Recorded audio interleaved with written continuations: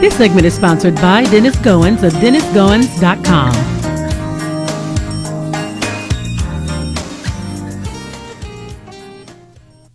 Hi, my lady Charmaine, and I'm back with financial advisor, Mr. Dennis GoinS of Dennis GoinS and Associates. How are you doing today, Dennis? I'm doing fantastic, lady Charmaine. How are you? I am great. It's good to have you back. And today we're going to be talking about midlife money errors. And I thought this was really good because I'm like, wow, people in their middle ages, they have money errors. So let's talk about that. So what kinds of mistakes can people make during this time of their life?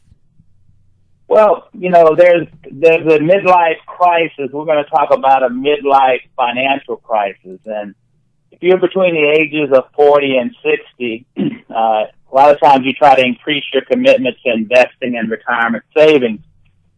But at the same time, you fall prey to some of the money blunders and harbor financial assumptions that may not necessarily be accurate. So we're going to talk and see if you notice any of these behaviors and how creep into your financial plan.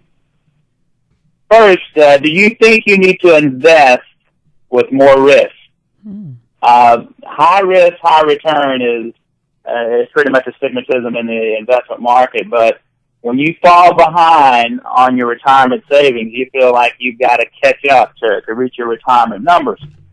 And when you do that, you basically fall prey to a lot of investment issues. I mean, the market can go up, the market can go down, and if it goes down, it takes you time to recoup those losses. And as you get older, you're going to have fewer years to do that. And I was thinking about that earlier.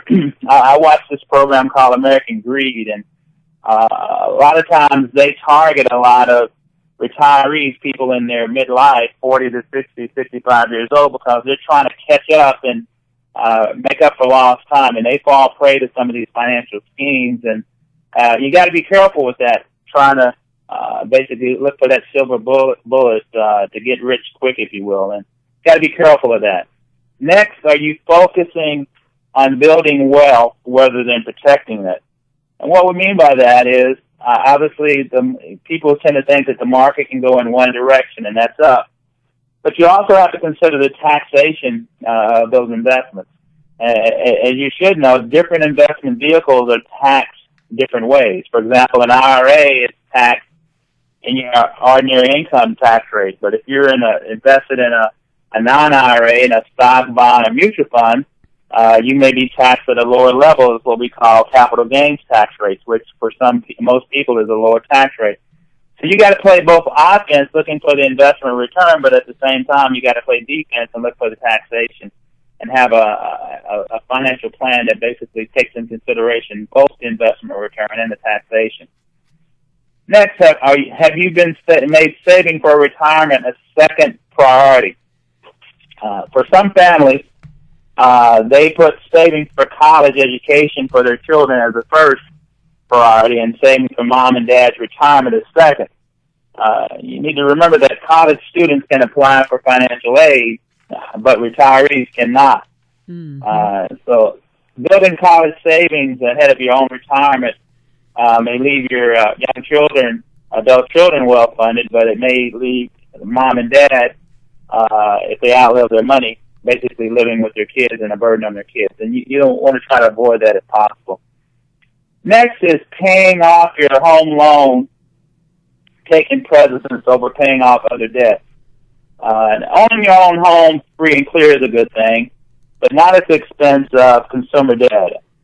In June of 2015, the average American household carried more than $15,000 in credit card debt alone. And it's usually better to try to pay off that credit card debt first, than freeing up money that you can use to invest and save for retirement and build a rainy day fund. And of course, you have to pay that mortgage. So attack that credit card debt first before you consider paying off your home loan. Have you taken a loan from your workplace retirement plan? And we've talked about this before. And hopefully you have not, and that's bad for several reasons. Number one, you're drawing down your retirement savings, which is specified for retirement, not to fund anything else. And you impact the compounding and the growth of that retirement plan if you borrow against that. Secondly, you're probably going to pay that loan off with paycheck deductions, which is basically going to allow you to have less take-home pay. And thirdly, you'll probably have to pay the full amount within 5 years, which may not necessarily be the terms that's basically reasonable for you with your lifestyle because the payment may be higher. And fourth, if you're required to quit, the entire loan will likely have to be paid back within 90 days. And number five, if you cannot pay that entire loan back within 90 days and you're younger than 59 and a half, the IRS will not only tax you for the full amount of the unpaid loan, but tack on a 10% penalty for a free distribution from a qualified retirement plan. So that's something to consider. Do you assume that your peak earning years are straight ahead of you? This is something that is very, very important. Conventional wisdom says that your yearly earnings usually peak around mid-50s or late 50s. But this is not always the case. For those who work in physically rigorous occupations, they see their earnings plateau at around age 50 and even age 40. And in addition, some industries are shrinking and offer middle-aged workers less job security than other career fields. So you got to look at your earning years and potential earning years and adjust that. Next is your emergency fund too small? One of the things I usually suggest for most of my clients is have a 6-month rainy day emergency fund. And obviously that basically is used for appliances, car expenses, anything that's unexpected that will happen. You need that emergency fund to do that.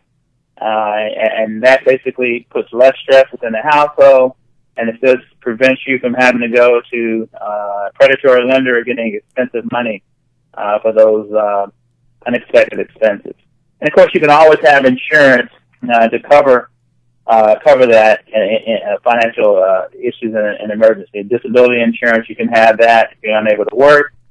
Life insurance, which obviously unexpected death can help not only pay the funeral expenses, but also the income expenses for the household. And one of the things also that you should consider is renters or homeowners insurance. And one of the things that I want to share personally, a few weeks ago, me and my wife were on a business trip. She went with me on a business trip, and she had her ring cleaned, and she found out, the jeweler found out that it had been chipped. And he said she's lucky that she didn't lose it. Well, I had the ring insured in case she did lose it, but still it chipped off, so that chip that we lost in that diamond was worth some money. So I had it insured, and the insurance company fully replaced that, the same weight and everything we had before.